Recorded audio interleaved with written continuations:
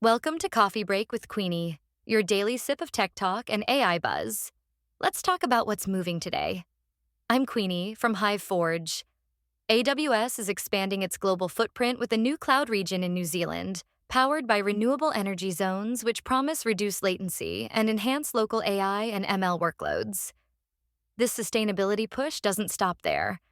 AWS is also hosting Sustainability Live in London, focusing on data-driven impact using AI, a timely initiative amid global energy concerns. Meanwhile, OpenAI's ChatGPT experienced a significant hours-long outage affecting millions worldwide, spotlighting AI's service reliability challenges. This shows the growing pains as AI systems scale and become vital in everyday communication. For video makers, blend a sharp initial hook within the first 3 seconds, keep segmentation fast and punchy, and use captions that tease the story to boost retention.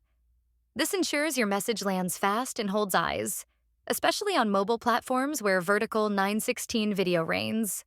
Hive's Hi-Fi platform is designed to make businesses instantly visible to AI through real-time data structuring and insights, helping companies stay ahead in AI discoverability.